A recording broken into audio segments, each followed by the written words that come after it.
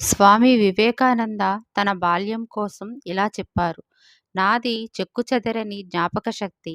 2 ఏళ్ల ప్రాయంలోనే ఒంటికి బూడిద రాసుకొని, కౌపీనం ధరించి నేను బైరాగిగా నా మిత్రులతో ఆడుకోవడం నాకు బాగా జ్ఞాపకం.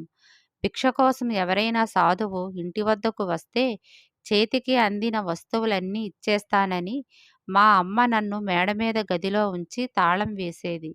ఏదో తుంటరి పని చేసినందువల్ల శివుడికి దూరంగా పంపివేయబడ్డానని నాకు అనిపించేది. నాలో ఈ భావన బలపడడానికి మా ఇంట్లో వారు నిస్సందేహంగా దోహదం చేశారు.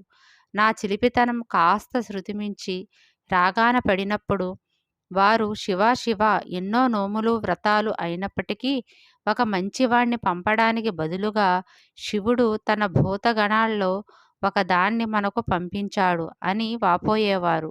నా అల్లరి మితిమీరినప్పుడు శివ శివ అంటూ నా నెత్తిన బిందెడు చన్నీళ్లు గుమ్మరించేవారు. అంతే, ఆ తరువాత నా అల్లరి అంతా అణిగిపోయేది అని స్వామి వివేకానంద తన ఆత్మకథలో రాసుకున్నారు.